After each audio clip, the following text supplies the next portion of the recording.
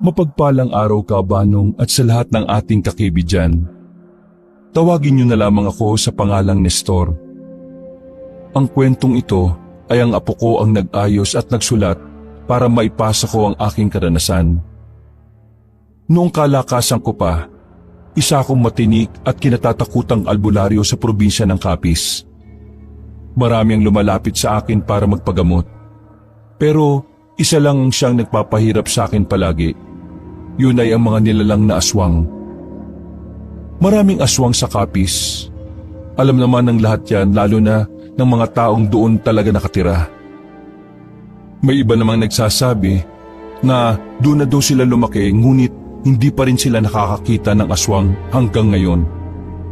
Ang masasabi ko lang sa kanila, dapat ay ipagpasalamat nila na hindi pa sila nakakakita ng aswang. Dahil kung nakakita na sila ng aswang noon, baka hindi na nila tayo napapakinggan ngayon. Noon, talagang kahit saan ka magpunta, malaki ang tsansa na may aswang ka nang nakakaharap. Malakas ang pakiramdam ko kung may aswang ba sa paligid. Yun ang dahilan kung bakit ang daming aswang na kinatatakutan ako. Sa katunayan, pansamantalang nawala ang mga aswang noon nang dahil sa isang aswang na napatay ko. Wala pa ba mga halamang gamot na pinapakuha ko sa iyo kay paring Edgardo? Wala pa nga tay Ewan ko ba, sabi ng mga taga roon, 2 araw na roon na hindi nakakabalik si Mang Edgardo sa bahay nila. Ano na kayo nangyari doon, no? Kilala ko yung si Edgardo. Bata pa lang kami, gala na ang taong yan. Baka nagpunta na naman niya sa kung saan-saan. Pupunta ng malayong lugar at uutang sa kung sino-sino tapos uuwi. Style niyang mangutang sa ibang tao na hindi niya kilala para hindi siya masingil. Talaga? Seryoso tay? Kakaiba rin pala yan si Mang Edgardo, no? Hindi lang albularyo. Parang sindikato rin pala yan kung gumalaw. Ay nako, sinabi mo pa. Dati nga nangutang sa akin yan ng pera. Ang nangyari sa huli, ako pa nagbayad. Aba, paano nangyari yun? Siya may utang tapos ikaw pa nagbayad? Sinapa ko kasi yung mukha niya nung ayaw magbayad Ayun, basag ang nguso. Ako tuloy nagbayad para sa pagpapa-ospital ng loko. Ganun naman pala yun nangyari. Akala ko naman kung ano na. Tumayo ko sabay tapo ng tabako sa labas. Total, wala naman tayong mapapala kay parang Edgardo. Samahan mo na lang ako sa isa ko pang kakilala na albularyo. Hindi kasi tayo pwedeng papatay-patay ng galaw. Bukas, linggo, dagsana naman ang mga tao rito mula sa ibang mga lugar. Hanip ka talaga tay, no? Sobrang kilala ka na kahit sa ibang lugar. Anong hanip ako? Hanip ang Panginoon. Binigyan niya ako ng ganitong klaseng kakayahan.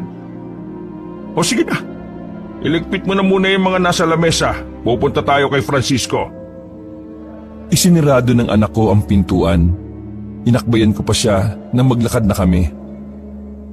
Si Junjun lang ang nag-iisa kong kasama sa buhay. Wala na akong asawa, pero may mabuti at masipag akong anak. Si Junjun ang lagi kong kaagapay sa lahat. Siya ang kanang kamay ko. Kasama ko rin siya nang una kong mapatay ang isang aswang sa tulay. Pagkarating namin sa bahay ni Paring Francisco, naabutan namin siyang nakaratay sa higaan. Mas matanda sa akin si Francisco nung panahon na yon. Sa aming mga albularyo, siya ang tinuturing na kuya. Ako, 50 anyos pa lang nun. Siya, 80 na. Tulad ko, malakas pa rin. Kaya ang pinagtataka ko lang, bigla na lang siyang nagkasakit.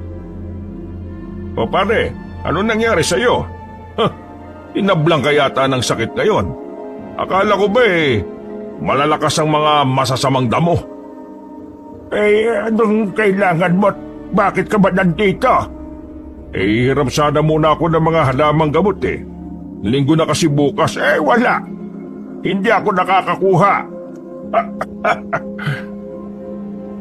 Ayos ka lang ba? Parang kakaiba yung ubo mo Ewan ko ba. Bigla na lang akong nagkasakit Mabuti pa dali na kita sa ospital kung gusto mo. Kilala ko ron. Makakadiskwento tayo sa bayad. Ay, wag na. Kilala mo ko. Hindi ako naniniwala sa medisina. Hayaan mo na lang ako rito. Kung pwede lang kitang gamutin, ginawa ko na. Sa aming mga albularyo, hindi mo pwedeng gamutin ang mga kapwa mo albularyo. Sa halip kasi nagagaling, mas lalong lalala. Wala na sa dati nating kinukuhaan. Kung gusto mo, doon ka sa kinukuhaan ko na isa pa, sa kabilang bundok. Marami ron. Maraming salamat pero, sige, magpagaling ka muna pare. Nestor, ikaw ang pinakamabagis at matinik na albularyo sa atin ngayon. Nakikiusap ako sa iyo. Mag-ingat ka palagi. Ikaw lang ang pag-asa ng mga tao. Ay teka, kung makapagsalita ka naman parang mamamatay ka na. Hindi natin alam kung saan ang hangganan ng buhay. Huwag ka mag-alala. Mag-iingat ako pare. Tinapi ko siya sa balikat. Nagpaalam na rin kami sa kanya. Pakiramdam ko, Tay, hirap na hirap si Mang Francisco, no? Ayos lang kaya siya? Kakayanin niya yun. Nakibit balikat na lamang si Junjun. Bago maging tirik ang araw ay lumakad na rin kami. Isang bag lamang ang dala namin pero may 4 na sako sa loob. Malayo-layo ang lakarin namin patungong bundok. Ayos lang naman kahit 50 na ako. Malakas-lakas pa naman ang tuhod ko noon. Makalipas ang 4 na oras, nasa paanan pa lang kami ng kabilang bundok. Hingal na kagad si Junjun. Pa, pahinga muna tayo. Pagod na ako Walang ya. Sino ba matanda sa atin? Kabata-bata mo pa ang bilis mo nang mapagod. Umupo kami sa gilid ng puno. Malakas ang hangin kaya kahit papaano ay nakakagaan sa pakiramdam. Habang nagpapahinga kami, meron kami nakitang mga bakas sa katawan ng mga puno. Mga bakas ng kalmot. Tiningnan ko yun ng maigi. Napagtanto ko na gawa yun ng isang mabangis na aswang. Tay, bakit po? May problema ba? May aswang sa bundok na ito, anak. Mag-iingat tayo. Nakita ko agad ang pagbabago ng reaksyon ni Junjun. Halatang kinabahan din siya. Huwag ka matakot. Kasama mo naman ako, ano ka ba? Hindi naman ako natatakot, Tay. Lalo na kapag kasama ko kayo. Ang inaalala ko lang paano kung pumunta pala sila sa baryo natin? Saan ba ako nakatira? Di ba sa baryo din natin? Bakit ka kakabahan? Basta. Iba talaga ako tubko Huwag ka na mag-isip ng kung ano-ano. Masyado mo lang binabahala ang sarili mo Bumalik na rin kami sa paglalakad. Naging maayos naman ang paglalakbay namin. Hapon na nang marating namin ang kapatagan, kung saan nakatanim ang mga pambihirang halamang gamot. Ayos pala dito, Tay. Buti, nakakarating si Mang Francisco sa layo nito, no? Alam mo anak, kami mga albularyo, kahit gaano kalayo, basta para sa panggagamot, kinakaya namin. Mahalaga sa amin ang buhay ng tao. Sandali kaming napatigil ng anak ko nang maramdaman kong may paparating. Nilapit ko si Junjun sa akin. Nakuha niya kagad ang mga senyas ko, kaya marahan na rin niyang dinukot ang itak niya. Tay, aswang yun? Oo, kaya ihanda mo ng sarili mo. Nakadapa lang kami ni Junjun. Lagpas tuhod ang mga halaman. Sapat na para makapagtago kami. Mga ilang sandali lang, natanaw na namin ang isang lalaking payat. Matangkad, mahaba ang buhok at walang damit pang itaas. Kita mo yan? Mukha lang nagdodroga yan pero laman loob ng tao dinadali niya. Dito ka lang anak, haharapin ko lang. Sige, Tay, bugbugin mo. Tuwang-tuwa na naman si Junjun ng mga sandaling yon. Gusto niya talaga akong makita na nakikipaglaban sa mga kakaibang nilalang. Oy, aswang na mukhang lamok! Na 10 taon lang hindi nakakasipsip ng dugo. Pag-usap nga tayong dalawa. Tumingin siya sa akin. Pulang-pula ang mga mata niya at naglalaway. Hindi siya nagsasalita. Para siyang baliw. Ano? Hindi mo ako kilala? Ako lang naman ang nag-iisang albularyo na iniiwasan ng lahat ng kauri mo. Wala pa ring tugon ng aswang sa akin. Kaya naman, inilabas ko na rin ang pangmalakasan. Nang nakita niya yon, ay saka siya nagkaroon ng reaksyon. Bigla na lang niya akong tinakbo at nasa aktong lulundagan na ako nang ihagupit ko sa kanyang itako. Tinamaan siya sa bandang liig kaya agad naman siyang bumulagta. Mangisay-ngisay siya sa damuhan. Ang galing mo talaga, Tay! Anong magaling? Kailangan na nating umalis dito. Kahit magaling ako, hindi ko sila kakayanin kung sabay-sabay silang aatake. Kaya tara na! Wala kaming sinayang na oras ng anak ko. Dali-dali kaming umalis sa kabundukan na yon. 7:00 na ng gabi na makauwi kami sa bahay. Pagkalapag ko pa lang ng halamang gamot sa lamesa, isang balita na kagad ang natanggap namin mula sa kapitbahay. Nestor! Si Mang Francisco po! Sa hindi ko malamang dahilan, bigla na lamang akong kinabahan, Kaabanong. Huminga ako ng malalim at saka nagmadaling tinungo ang bahay ni Paring Francisco. Naroon ang ibang kapitbahay. Lahat ng mukha nila ay may bakas ng awa. Padaan! Sandali! Nakita ko ang kapwa ko albularyo na nakahiga pa rin sa papag. Dilat ang mga mata. Pero nang hawakan ko ang palapulsuhan, ay wala na itong pulso. Tay, ano po? Wala na. Wala na si Paring Francisco. May lumabas na itim na insekto sa bibig ni Francisco. Lumipad yun palabas ng bintana. Sa bagay pa lang na yon, alam ko nang hindi pangkaraniwan ang pagkamatay niya. May nangyari na hindi ko alam. Aling Maribet, total kayo ang nakakakilala sa mga anak niya. Makikisuyo lang sa kanila para ipaalam ang nangyari sa tatay nila. Tumango sa akin si Aling Maribet. Lumabas na rin kami ni Junjun doon. Malalim na paghinga na lamang ang nagawa ko. Siguradong maraming tao ang malulungkot sa pagkawala ni Francisco. Bukod kasi sa akin, kilala rin siya sa baryo. Tay, iisa ba tayo nang iniisip? Hindi siya namatay sa sakit. Pinatay siya ng aswang. Sinasabi ko na nga be. Mga aswang lang naman ang nakikita kong gumawa nito. Gumaganti na sila sa pagpatay ko sa kasamahan nila noon. Anong balak niya, Tay? Ano pa ba? Di hahanapin ko silang lahat. Sumilay ang nakakalokong ngiti sa akin. Pero binawi ko rin kaagad kasi naalala ko, patay nga pala si Paring Francisco. Buwi na muna tayo sa bahay. Magpahinga muna. Bukas na bukas, aalis tayo. Pupuntahan ko si Edgardo. Baka nakauwi na. Kailangan niyang malaman ang nangyari kay Francisco. Kinabukasan, hindi nga ako nagkamali ng hinala. Mabilis na kumalat sa buong baryo ang nangyari kay Paring Francisco. Pero buti na lang, wala pa ni isa sa kanila ang naghihinala na aswang ang dumali kay pare. Hindi muna nila pwedeng malaman kung sino ang pumatay kay Francisco.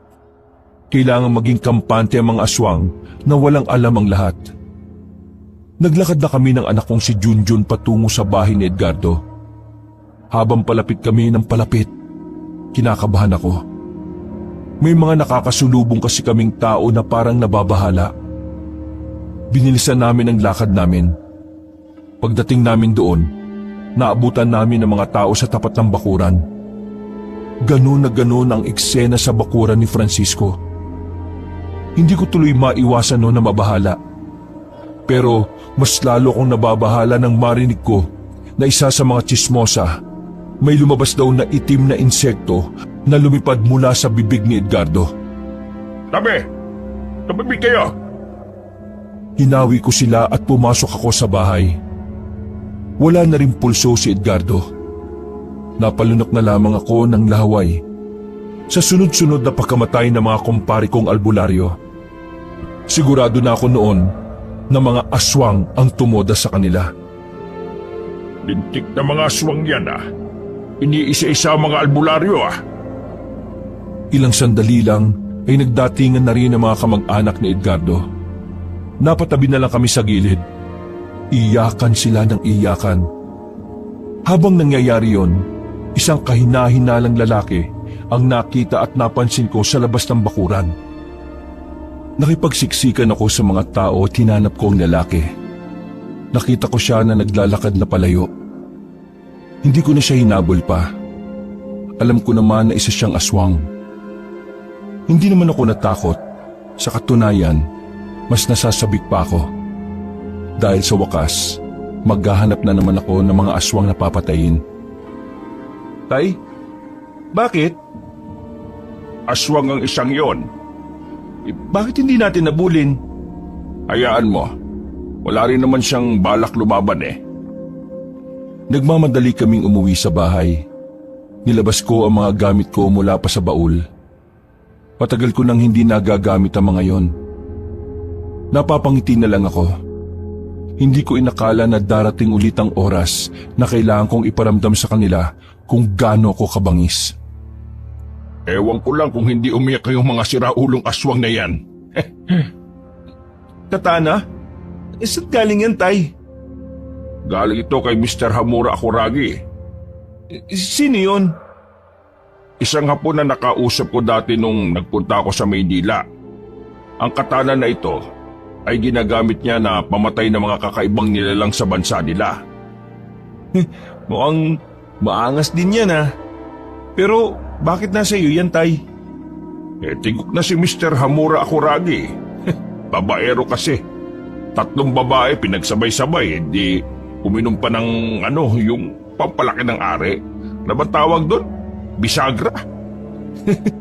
Tay, hindi bisagra. Ikaw naman bisagra sa pintuan yun Basta. Natigok ang hapon na yon dahil sa sobrang sarap. Inatake sa puso, ayun. Nakita niya na si Lord. Natawa pa ang anak ko. Napaka-inosente ng utak dahil 25 anyos na. Palibasa, wala pang nadadaling babae. Puro na lang larawan ni Sunshine Cruz ang tinitingnan.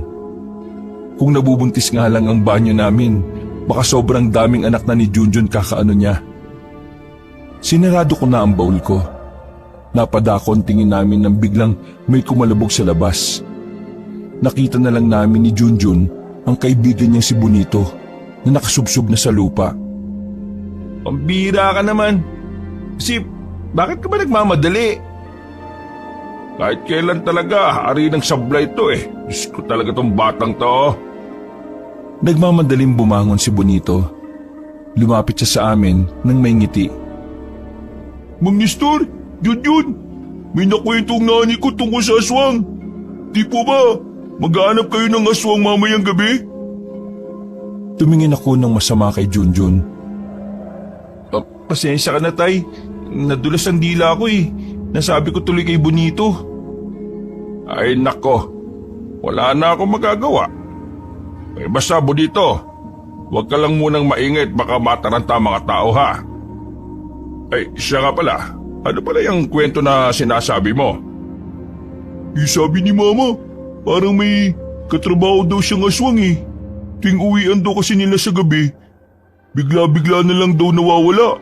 Tapos, parang amoy malansa. Yun lang. Tapos, pinaginalaan ka agad na aswang? Hindi pa tapos no. Teka muna, kukwento pa ako Yung isang kasama nila Mama, buntis. Tingin daw ng tingin yung babaeng pinaginalaan nilang aswang. Tapos, sumasakit palagi yung tiyan ng buntis.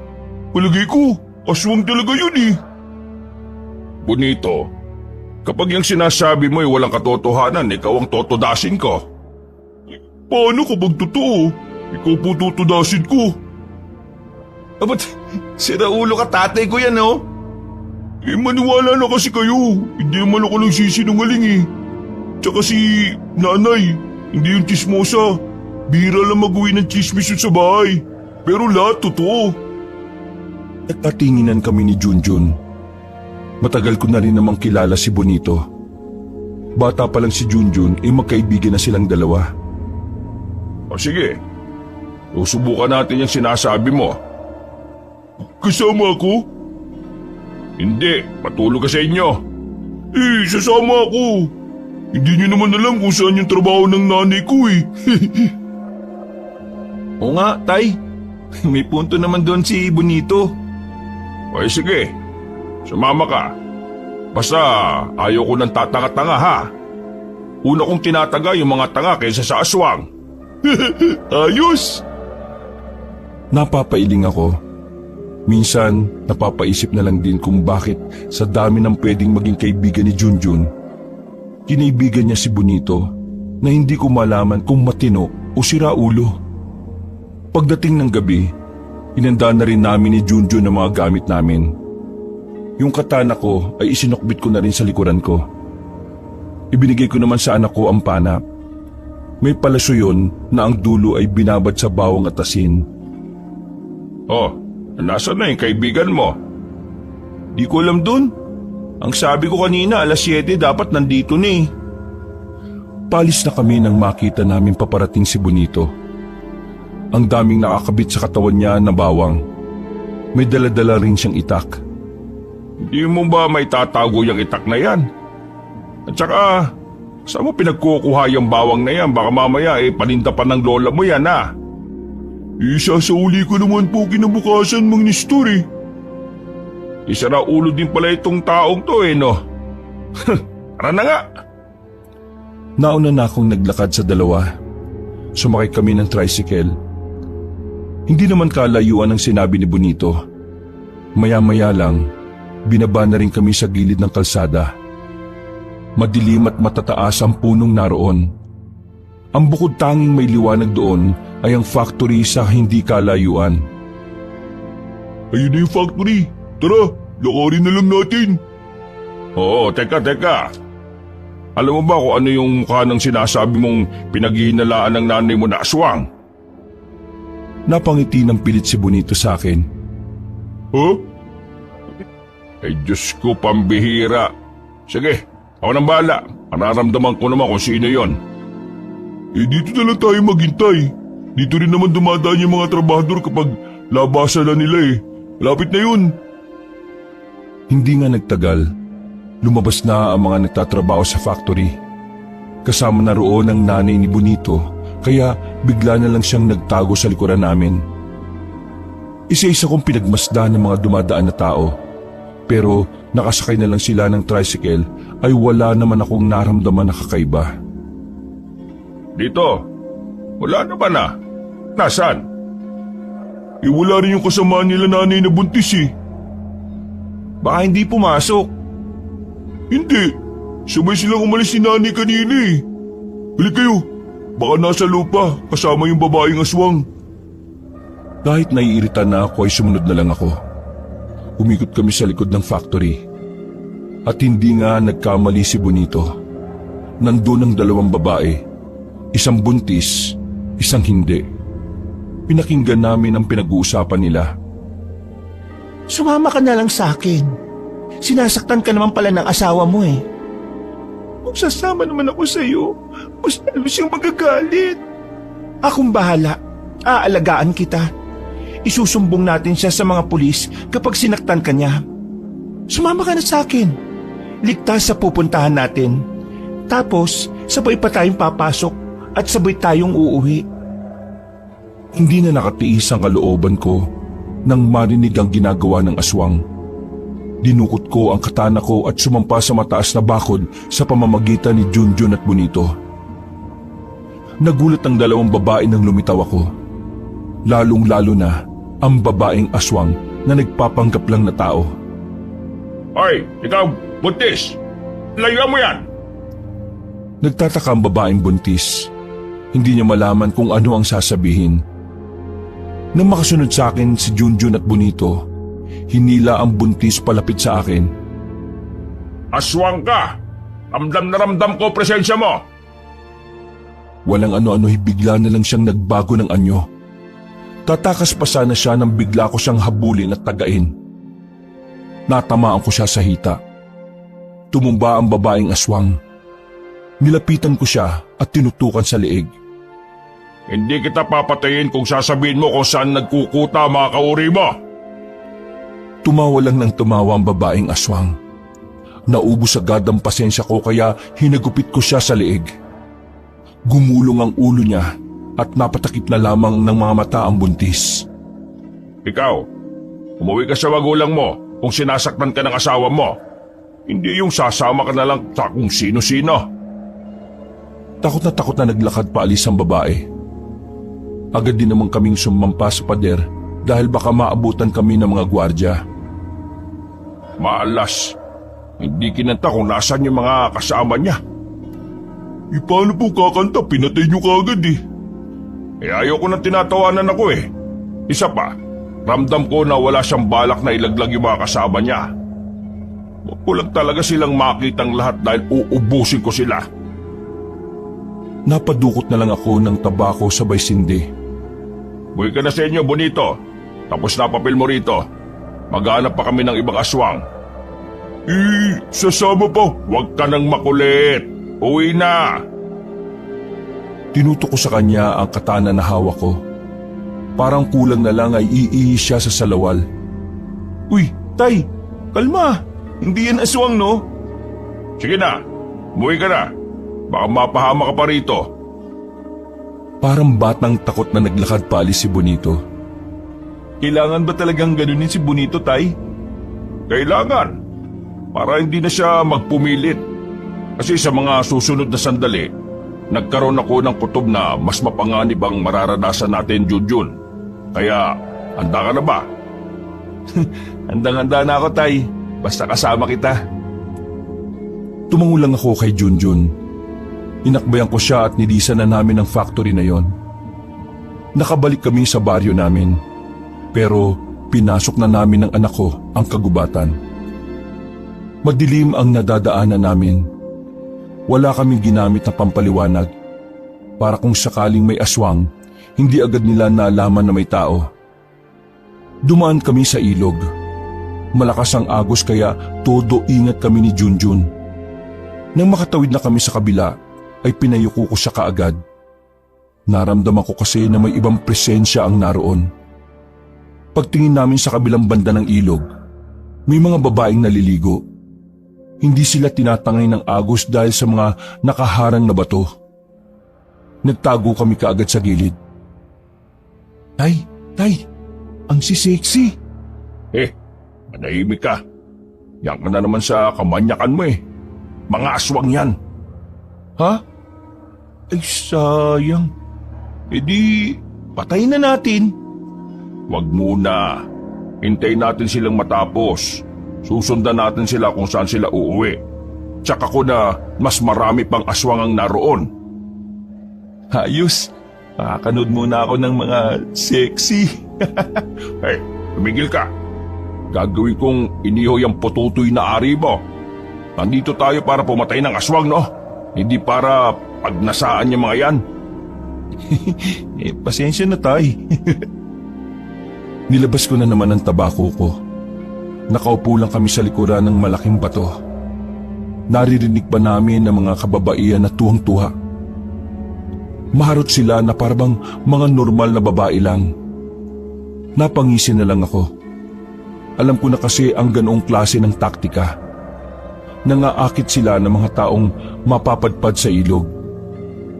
Sa halos kalahating oras na paghihintay namin, napansin na lang namin na nagbibihis na ang mga babae. Anak, maganda ka na. Sige po, tay. Habang naglalakad ang mga babae, palihim kaming sumunod sa kanila. Bawat hakbang, sobrang iniingatan namin.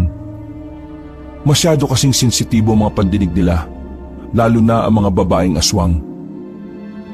Tay, kanina pa tayo nakabuntot dito. Walang hangganan yatang destinasyon ng mga yan eh. Maging pasensyoso lang tayo.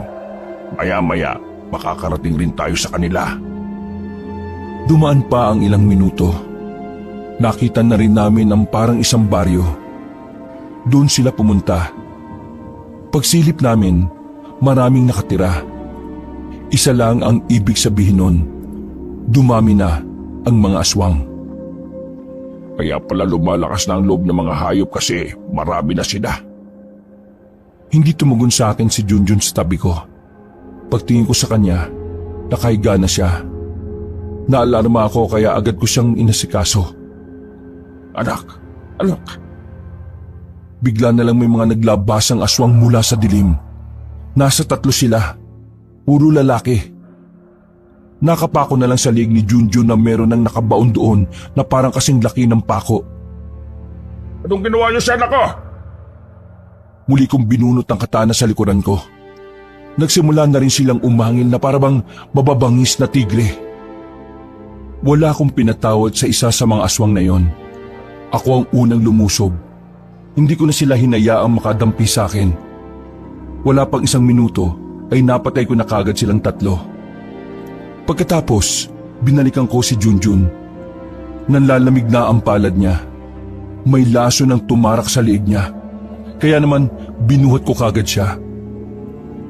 Nagawa ko siyang iuwi sa bahay pero dahil sa halos 1 oras at kalahati rin ang nasayang, nahuli na ang lahat.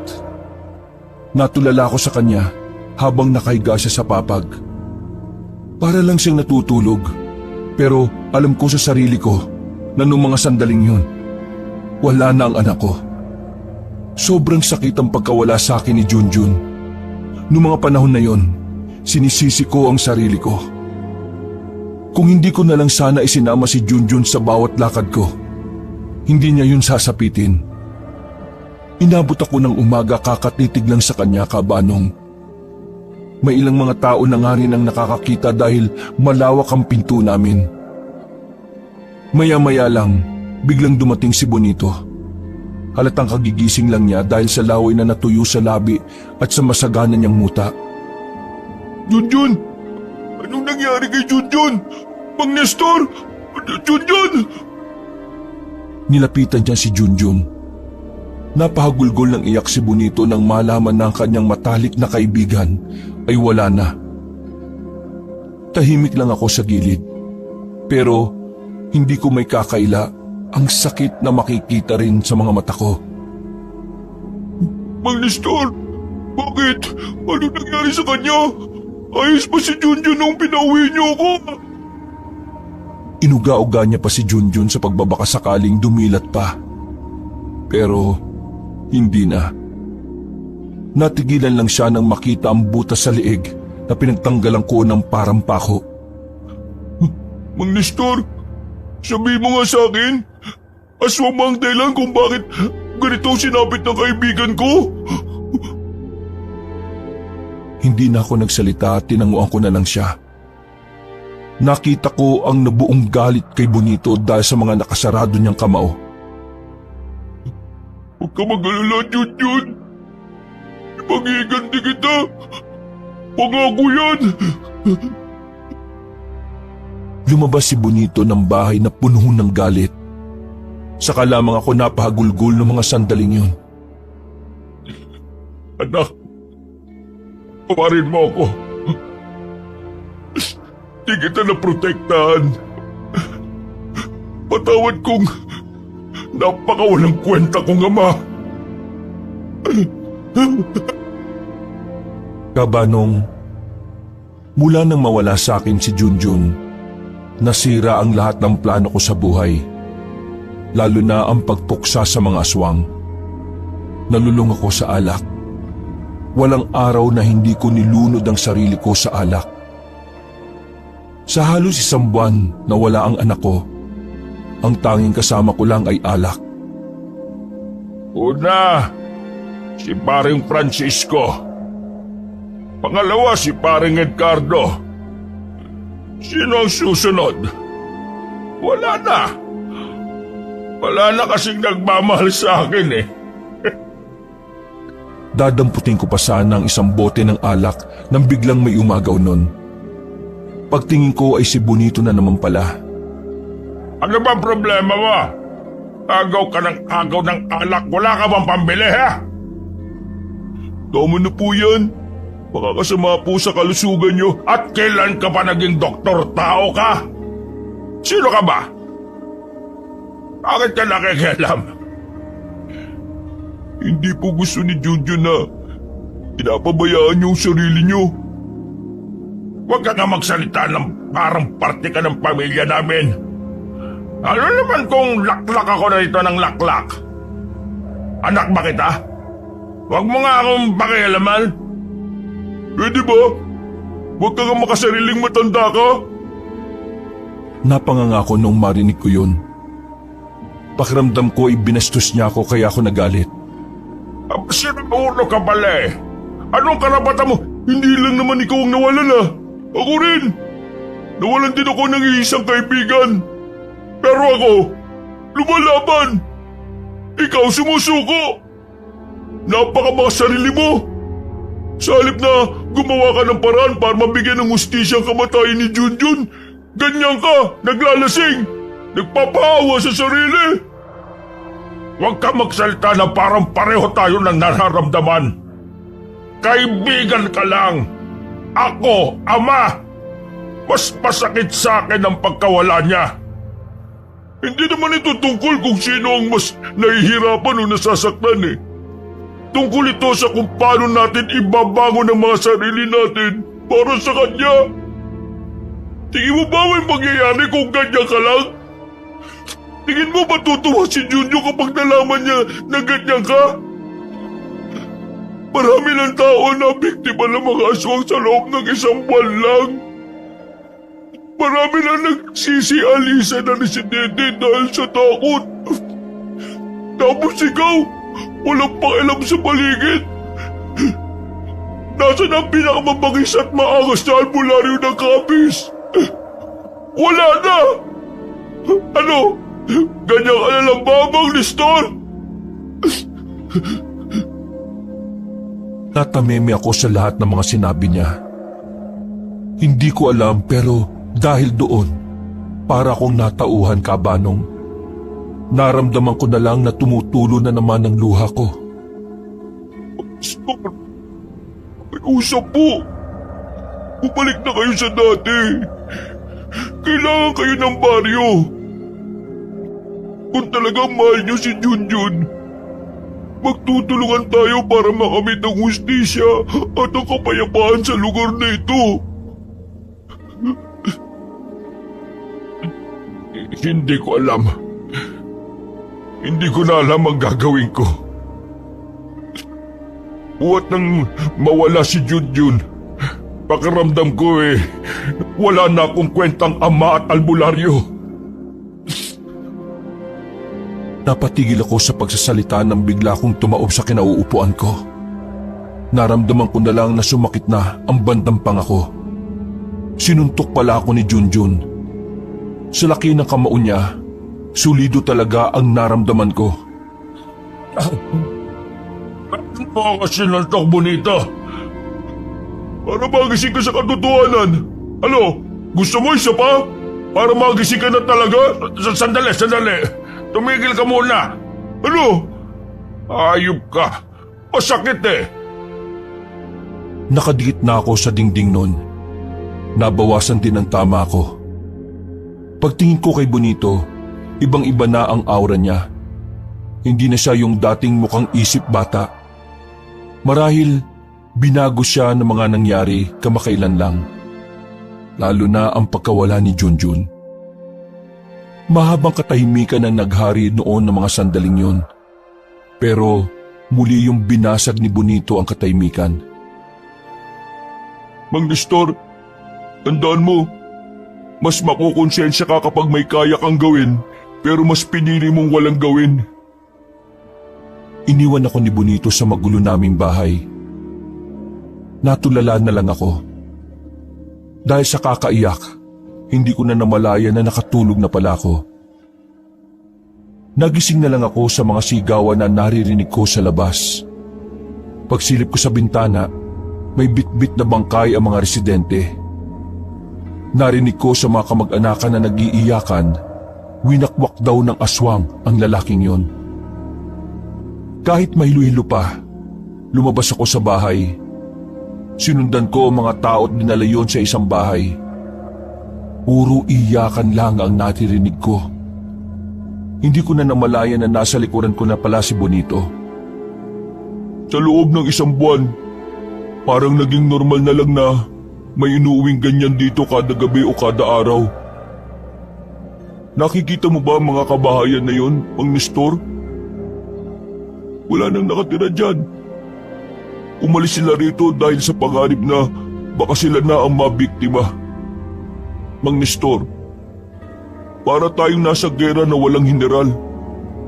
Tinatanggap na lang ng sistema na mamatayan dahil walang direksyon ng buhay ng lahat. Sabihin mo, ganito na ba ang epekto ng mawala ako? Opo, Mang Nestor. Kaya kung hindi ka magtitino, araw-araw at gabi-gabi mong makikita at maririnig ang mga ganyan. Kakayanin mo bang mabuhay sa lugar na unti-unti nang namamatay? Nagsarado ang kamao ko, Kabanong. Nagsimula akong manghinayang sa mga araw na sinayang ko. Dahil kay Bonito, muling bumukas ang isipan ko. Kasalanan ko ang lahat ng ito. Hindi pwedeng ganito. Bonito, mula bukas, samahan mo ko. Ipaglalaban natin si Junjun at ang lahat ng taong nabiktima. Yan ang gusto ko sa inyo, Mang Nestor eh. Yan ang Mang Nestor na nakilala ko. Palaban. Ngayon, gusto ko makita uli ang maangas at mabagsik na albularyo ng Kapis. Nagmamadali akong bumalik sa bahay. Hinalungkot ko sa ilalim ng papag ang tinago kong katana. May bahid pa nang natuyong dugo yun mula sa mga aswang na pinagtatataga ko. Anak, pangako, magbabalik na ang dating Nestor. Isa pa, ayoko nang masuntok ng kaibigan mo. At sakit eh. Hanggang ngayon eh, ay sakit pa rin no? Nasa likuran ko na si Bonito nang isukbit ko ulit sa likod ko ang katana. Handa na po ba kayo ulit, Mang Nestor? Kung handa na kayo, iisa-isay na natin sila. May alam ako mga bahay nila. Napag-aralan ko sa loob ng isang buwan kung nasan sila mga nakatira. May isang baryo ba sila? Hindi. Nagkawatak-watak sila. May ilang grupo kasi ng magsasaka na lumusob doon. Pero sa kasamaang palad, namatay din silang lahat. Kaya mula noon, nagsialisa ng mga aswang doon sa baryong yun. Pero huwag ka mag-alala, Mang Nestor. Gumawa ko ng paraan para malaman kung saan sila nakatira ngayon. Teka, marunong ka na ba makipaglaban sa mga aswang? Ang pagkawala ni Junjun ang nagtulak sa akin para mag-aral lumaban. Hindi pa ako magaling, pero kahit papano, alam kong may tutulong na ako.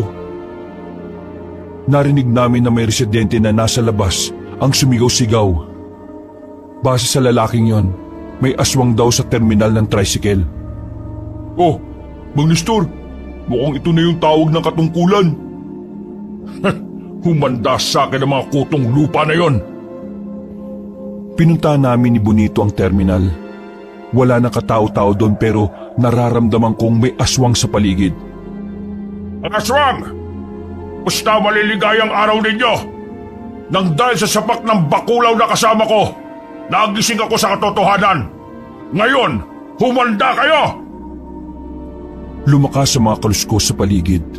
Sinyalis yun na naghahanda na rin sila sa pag-atake. Mang Nestor, dito lang ako sa gilid. Kaya mo naman yan eh. Tumama ka pa. Wala ka naman palang gagawin. Sisiw lang sa inyo yan eh. Isang aswang na babae na ang gumapang palapit sa akin.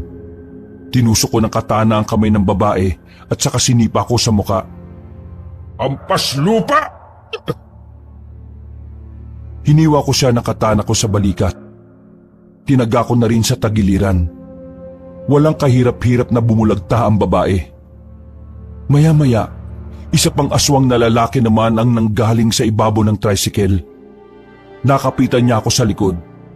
Muntikan na niya ako makagat. Buti na lang ay mabilis kong nasingit sa tagiliran ko ang dulo ng katana.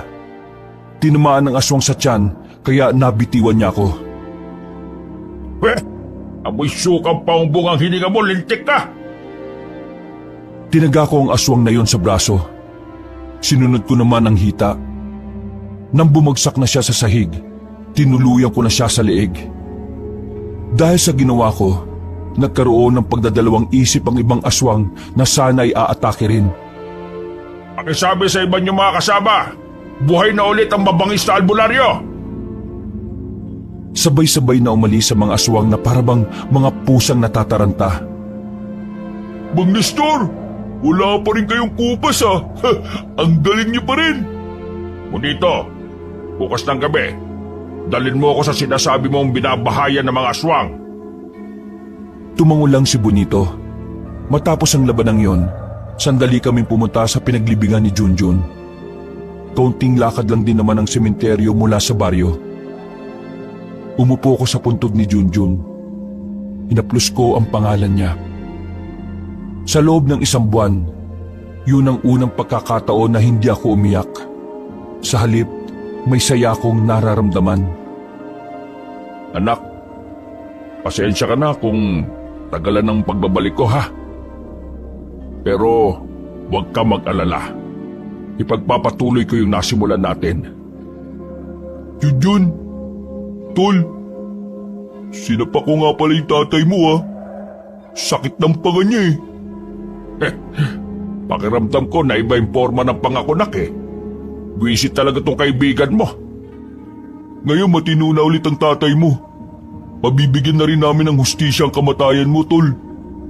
Hintay ka lang dyan ha. Anak, pangako, hindi masasayang lahat ng pinaghirapan natin. Maibabalik natin ang kapayapaan sa baryong ito. Pangako ko yan sa iyo. Humangin ng malakas at parabang nakikiramay din sa amin ang panahon. Bigla na lang kasing umulan ng malakas. Bago pa may makamoy na impakto sa amin sa sementeryo, umalis na rin kami doon. O paano? Dito na ako. Umuwi ka na muna. Mang Nestor, Oh, bakit? pwede bang sa inyo na ako tumira? Ha? Bakit? Ayaw mo ba sa inyo? Ayaw mo rin ba sa akin? Di naman sa ganon. Nagtataka lang ako. Bakit? May nangyari ba? Inalayas na ako sa amin nung nakaraan pa. Wala nang maging interesado ko sa mga aswang. Pinapili ako ni nanay at tatay eh. Pinili ko kung saan ako sasaya. At yun ay ang makamit ang hustisya para kay Junjun. Hindi mo naman kailangan talikuran ng pamilya mo, Bonito. Pero yun ang gusto nilang mangyari eh. Ang mawala ako sa pamilya namin. Matagal na nila akong pinapalis kasi wala daw akong silbi. Kaya heto, gusto ko na lang makatulong sa nakakarami. O hindi tara, sa bahay ka na. Baka maiyak ka pa eh. Magmula ngayon, tayo na ang magkapamilya. Oh? Talaga, Mang Nestor? Ayaw mo yata eh. Kahit na papaano ay naging magaan ang pakiramdam ko nung oras na yon. Pakiramdam ko, kasama ko pa rin ang anak ko. Sa mga nakalipas na araw, mas naging maganda ang pagsasama namin ni Bonito. Lalo na nang isa-isa na naming natutuntun ang bahay ng mga aswang. Marami-rami na rin akong napaslan na aswang. Wala akong pinapatawad. Wala akong pinipiling edad. Basta banta sa kalikasan ng mga tao, pinapaslang ko. Walang pagdadalawang isip. Tay Nestor, yun na yung isa sa mga bahay na naman ko dati. Pang-5 na yan. Malayo pa lang eh, ramdam ko na kagad ang presensya nila. O sige, alerto ka, Bonito. Tutudasin natin ang mga yan ng walang pahirap-hirap. Ano pa nga ba? Nauna akong tumayo at umalis sa pinagtataguan namin. Tamang masid muna si Bonito bago siya sumunod sa akin. Nang ilang metro na lang ang layo ko, sinenyasan ko na siya. Lumapit kami mismo sa harapan ng bahay. Ang iingay nila sa loob. Hindi nila kami naramdaman. Bonito, akin na ang gas at saka posporo. Pagkakuha ko nun, sinilaban ko ang tapat ng bintana. Wala pang 10 segundo, nagtakbuhan na sila palabas ng pinto. Kinagulat nila na naroon kami. Hindi nila alam kung ano ang uunahin. Kung bahay ba nilang nasusunog o kaming nasa harapan nila. Pasensya na. Naitapo ko kasi yung tabako ko sa bahay nyo eh. Sino kayo? Kailangan ko ba talaga magpakilala? Nagbago ang mga itsura nila. Mababangis na ang mga anyo nila. Naglalaway at nag-uuslian ng mga matatalim na ngipin. Mga labastangan, anong karapatan niyong sunugin ang pamamahay namin? Mga mabababang tao! Ay! Huwag kang ang mainitin ang ulo. Kalmado kung... Mabilis na gumapang ang lalaki palapit sa amin. Kaso, hindi siya umubra sa husay ko. Nanlaki na lang ang mga mata nila nang makitang nasubsob ang lalaking aswang. Tumatagas ang dugo sa leeg. O kayo, magpaalam na kayo sa kinikilala niyong Diyos! Gumalaw na rin kaming dalawa ni Bonito. Walang nagawa ang mga aswang kundi ang umilag lang ng umilag. Nakakapikon! Di man lang lumalaban ang mga tukmol! Naglabas ng palaso si Bonito. Pinagtititiran niya ang mga aswang na gumagapang sa kung saan-saan. Naubos niya ang 6 na palaso pero isa lang ang tinamaan doon. Kaunting ensayo pa! Tatakas pa sana ng 3 aswang pero hindi ko sila pinayagang makalayo.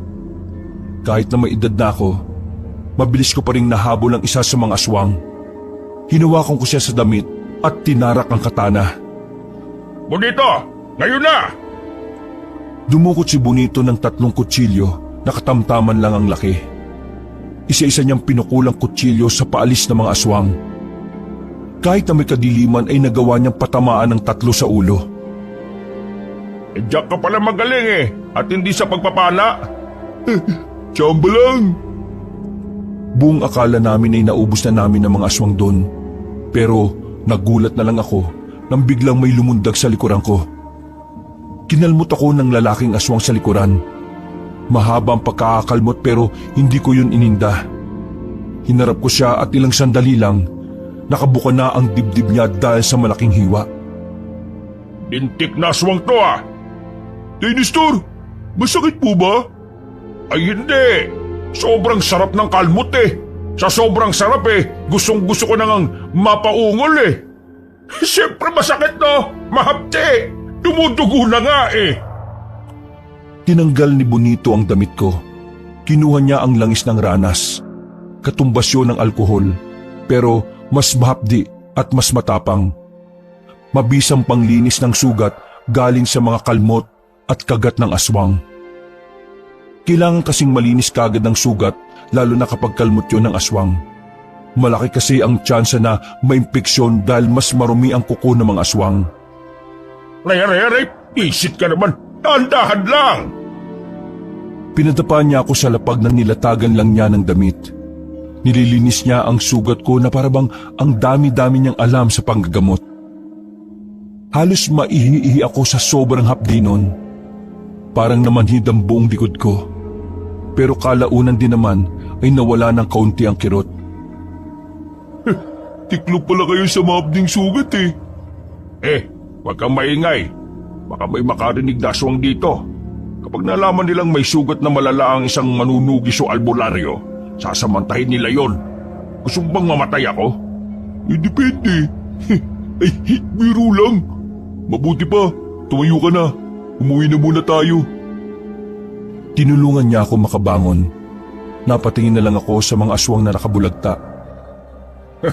Sayang.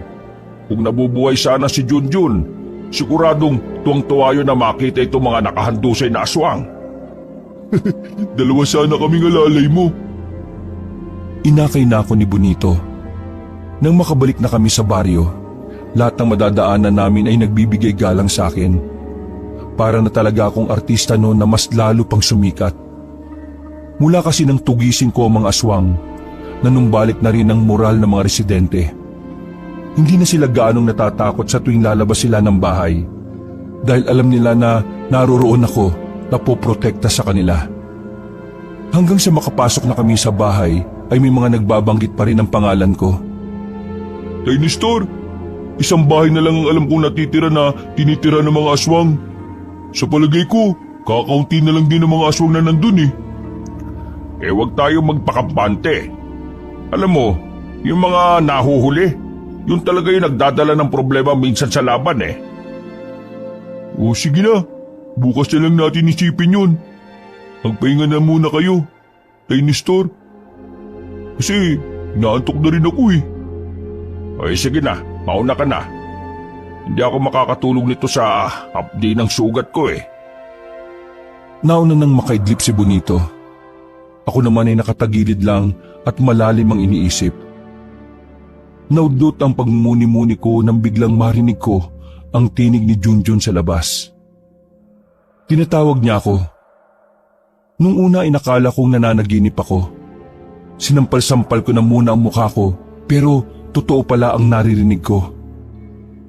Marahan akong tumayo kahit na nahihirapan. Ay! Buksan mo itong pinto! Buhay ako! May kakaibang saya ang naramdaman ko noon. Kahit na alam kong malabo, umasa pa rin ako na sana nga ay si Junjun yun. Papunta na ako sa pintuan nang matauhan ako. Pasimple kong kinuha sa ilalim ng papag ang katana. Dinikit ko ang pisngi ko sa pintuan at nagsalita. Huwag mong gayahin ang boses ng anak ko. Tinarak ko ang katana sa pinto. Tumagos yun sa labas at nasaksak ko kung sino man ang naroon. Umagos ang dugo sa katawan ng katana. Hindi ko pa rin yun hinuhugot. Kung nanahimik ka lang sana di sana hindi ka namatay ngayon. Sumilip ako sa bintana. Nakita ko sa labas ang isang lalaki na nakadikit ang katawan sa pintuan namin. Hinayaan ko lang yung kahit naririnig ko ang paghihingalo niya. Bumalik ako sa higaan na parang wala lang nangyari. Hindi ko na namalayan na nakatulog na pala ako. Kinabukasan ng 6:00, nabulabog ako dahil sa malakas na sigaw ni Bonito. Nakabangon ako at sandali ko nakalimutan na may sugat ako sa likuran. Nantok ka. Ano ba't bakit ka nagsisigaw dyan? Ano tong nasa pinto? Nagtatanong ka pa. Nakita mo ng katana, di ba? Ang bihira naman. May pinatay ka na naman ba kagabi nang wala akong kalamalam? Masarap na ang tulog mo eh. Kaya hindi na kita ginising. Yang napatay kong aswang na yan, may kakayahan siyang makapanggaya ng boses. Buti na lang hindi ako nauto. Bumuntong hininga na lang si Bonito. Pinagtulungan naming alisin ang bangkay ng aswang sa pintuan. Inilagay namin sa drum at sinunog yon. Bonito, bumili ka nga ng tsaa kay Aling Paring. Bili ka na rin ng pandesal kay Tatang Dorito. Umalis si Bonito at wala pa itong damit pang itaas. Naiwan ako nakatulala sa drum na nagliliyab. 10 minuto lang ay nakabalik na si Bonito. Dala na niya ang mga pinabili ko. Tay Nestor, may nakausap akong Ali. Kilala ka niya, hinahanap ka niya eh. Ali? Anong sabi mo? Sabi ko wala ka. Naisip ko kasi na baka magpapagamot. Di ba wala ka sa wisyo mong gamot ngayon? Typical na customer lang. Pero weirdo eh. Parang kilalang kilala ka niya. Ano bang itsura? Parang kasing tanda mo rin. Puti na rin konti yung buhok. Tapos ang sabi niya, matagal na raw kayong hindi nagkikita. Napaayos ako ng upo. Hindi ba aswang yan? Mukha namang hindi. Wala akong maamoy sa kanya bukod sa mapanghisi. Tingin ko, kilala mo yun. Nako. Baka nagpapanggap lang na customer pero isa pala sa mga inutangan ko. Natawa na lang si Bonito sa akin. Pero ang totoo, may kakaiba akong nararamdaman. Lumipas sa maghapon at naghanda na rin kaming dalawa ni Bonito. Yun na ang huli naming lakad para puksain ng mga natitirang aswang. O Bonito, ito na ang huli. Pagkatapos nito gusto ko ayusin mo ulit ang sarili mo, ha? Ayusin? Magtrabaho ka para sa sarili mo. Huwag mo masyadong ikulong ang sarili mo sa ganitong gawain. Kailangan mo ring magkapamilya. Sumang-ayon naman si Bonito sa sinabi ko. Nakita ko ang biglang pagbabago ng reaksyon niya. Kita sa mukha niya ang lungkot dahil sa ginawang pagtakwil sa kanya ng kanyang pamilya. Bago kami umalis ng bahay, dumaan muna kami saglit sa puntod ni Junjun. Nagtaka kami dahil merong bagong bulaklak na nakalagay doon. Napasuyod tuloy kami ng tingin. Wala naman kasing ibang pwedeng maglagay ng bulaklak doon kundi kami lang ni Bonito. Tay Nestor, sariwa pa yung bulaklak oh. Ibig sabihin kalalagay lang nito. May isa pang tao na nagmamahal kay Junjun. Pero wala akong ideya kung sino yon. Hindi kaya may kasintahan si Junjun pero hindi lang natin alam? Kilala ko si Junjun. Lahat ng natitipuan niya sinasabi niya sa akin. Hindi siya naglilihim pagdating sa mga ganong bagay, no? Hindi mo rin masasabi, Tay Nestor. Alam mo naman na may pagkamanak yung anak niyong yun eh. Ay nako, kung sino man siya, sana tulad natin matanggap na rin niya ang pagkawala ni Junjun. Ay teka, mukhang kailangan na nating umalis. Kakagat ng dilim oh. Lumakad na rin kaming dalawa ni Bonito. Malayo-layo ang lalakbayin namin sa gabing yon dahil sa kabilang bundok pa ang huling bahay na pupuntahan namin. Yung bundok na pupuntahan natin, yun yung bundok na sana'y aakitin namin ni Junjun noon. Pero hindi kami tumuloy noon dahil naramdaman kong maraming aswang dun eh. Ngayon, malaki pa rin ang tsansa na bukod dun sa huling bahay, may mga aswang pa rin gumagala sa bundok na yon. Kung ganun kailangan pala natin mas mag-ingat. Mismo. Teka, pairam nga ng posporo. Binigay niya sa akin ng posporo at sinindihan ko naman ang tabako ko. Wala pa kami sa paanan ng bundok ay may mga nagpaparamdam ng aswang. Binagala namin ang lakad namin. Makailang beses kaming tumingala. Nakita namin ang isang taong may malapad na pakpak. Pabalik-balik lang siya sa ere. Para bang alam niya na rin na naroon kami noong mga oras na yon. Kakaibang aswang to ah. Hindi to gaya ng mga aswang na nakakalaban natin. Teka, paano kakaiba? Sabi ni paring Francisco dati, may mga aswang na galing Guimaras na nagpunta rito. Ang mga aswang na yun hindi pa tukoy ang uri. Yan, parang tik-tik lang naman yun ah. Tik-tik nga, pero hindi natin alam kung ano pa yung isa niyang uri. Malalaman natin kapag nakaharap na natin siya. Oh, umalis na oh. Lumipad na palayo ang aswang. Tumayo na rin kami ni Bonito at sinundan namin kung saan siya pupunta. Kaso wala pang ilang minuto na wala na siya sa paningin namin. Kinutuban na ako kaya hindi na namin ipinagpatuloy ang pagsunod. Nanatili lang muna kami sa kinalalagyan namin. Bonito, hilap! Hinawi ko si Bonito nang makita naming nasa likod umatake ang aswang na may pakpak. Walang iya, ang bilis niyang makarating dito ah. Ano, ayos ka lang ba? Oo, ayos lang po ako. Huwag niyo ko intindihin. Pesting aswang yan ah. Pinulat ako. Ha, umanda sa akin ngayon yan. Dinukot ko na kagad ang katana sa likuran ko at winasiwas. Lumabas ka dyan! Para kang walang bayag ah. At tago-tago ka pa. Kung tunay na mabangis ka, may lumaba ka ng patas. Maya-maya lamang ay mabilis na pumunta sa likuran ko. Hinawakan ako sa damit at binalibag ako sa mga makakapal na ugat ng puno. Duwag! Wisit! Iniinis ka lang yata, Nestor. Kaya kumalma ka lang. Kailangan nating umalis dito. Lugi tayo sa dilim eh. Umanap tayo ng wala masyadong puno para sa liwanag ng buwan. Mabilis kaming tumakbo paalis. Ramdam ko na humahabol pa rin sa amin ang aswang noon. Nang makarating na kami sa sakahan, doon na ako ginanahan. Dito! Tingnan natin kulit mo rito! Maigpit ang hawak ko sa katana. Nakita na lang namin siyang palapit sa amin habang pumapagaspas ang pakpak. Ako na munang bahala rito, Tay Nestor. Pinagtititira ni Bonito ng pana ang aswang. Pero sa lahat ng aswang na nakalaban namin, yun lang yata ang may utak. Ang galing niyang umilag. Hindi makatama si Bonito. Medyo malayo sa akin si Bonito dahil atras siya ng atras. Kaya na makalapit sa kanya ang aswang, hindi ko rin sila agad naabot.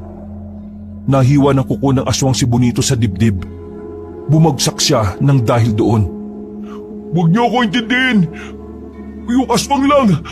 Dala ko naman ang ranas eh. Ay, mahina ka pala eh. Tumayo ako tinarap ang aswang. Ako ang haharap sa'yo. Malambot pa yung kasama ko. Kasing lambot ng tutoy ng sanggol.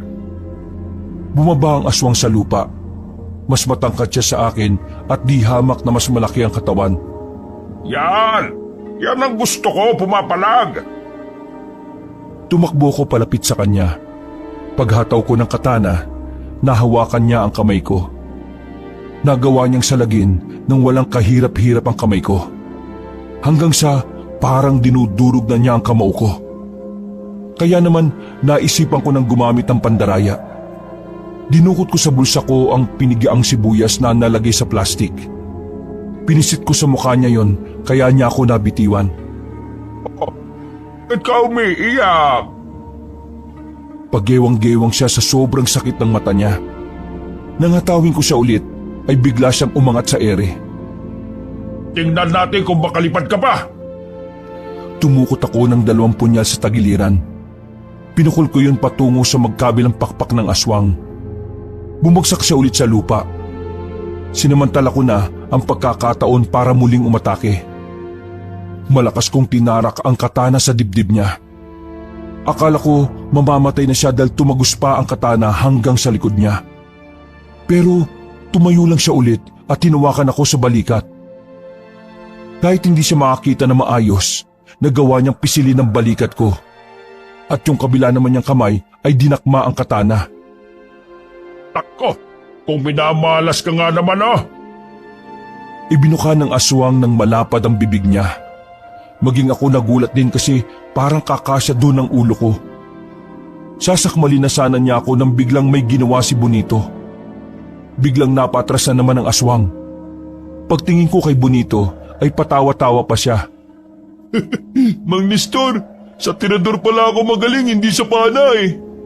Sira ulo, tumatawa ka pa? Bago pa makabalik sa katinuan ng aswang, hinagupit ko na ng katana ang kanyang leeg. Matigas ang leeg ng loko kaya 3 beses ko itong inulit-ulit. Kalaunan, bumulagta na rin ang aswang.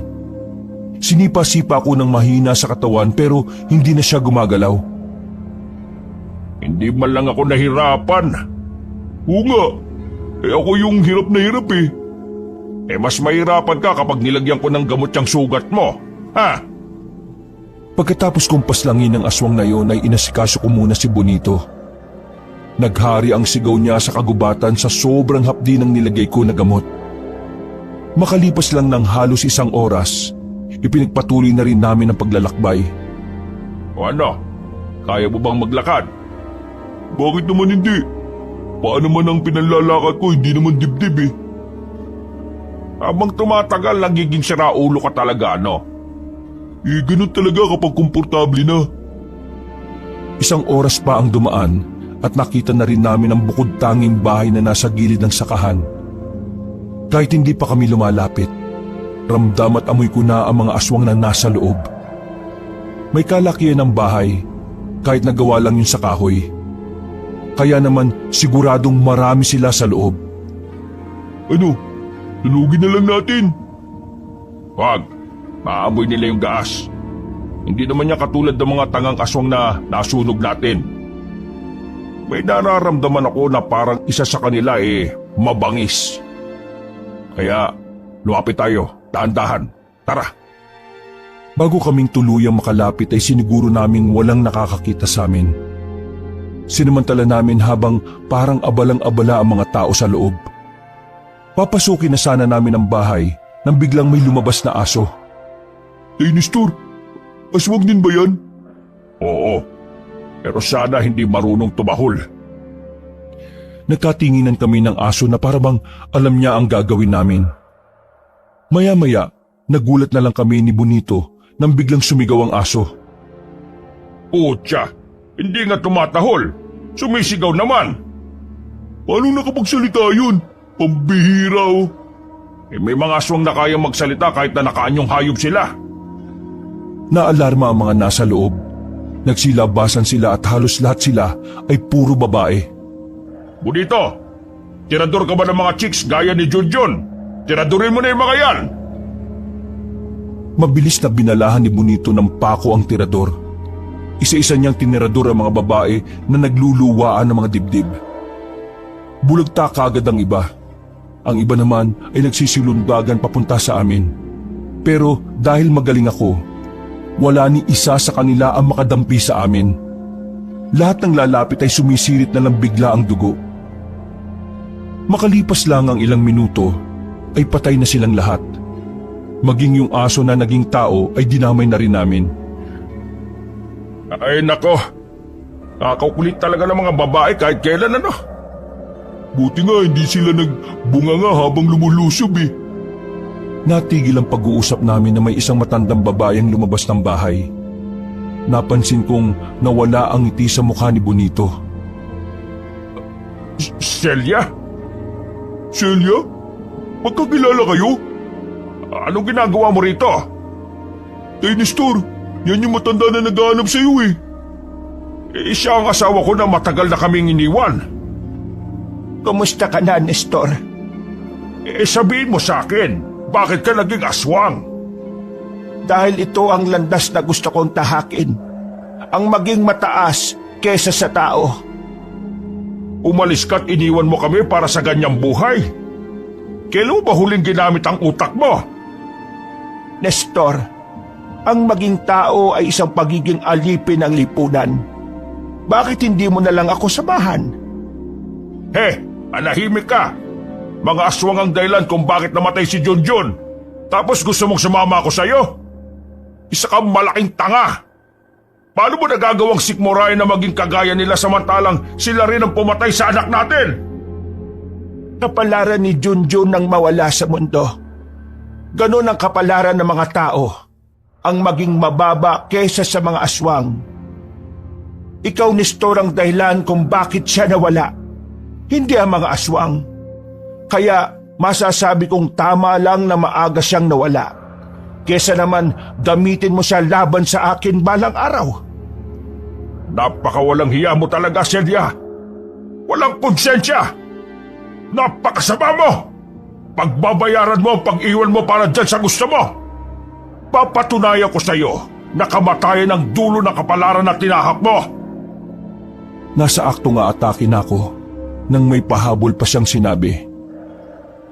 Mahal pa rin kita. Natigilan ako nang marinig ko yun.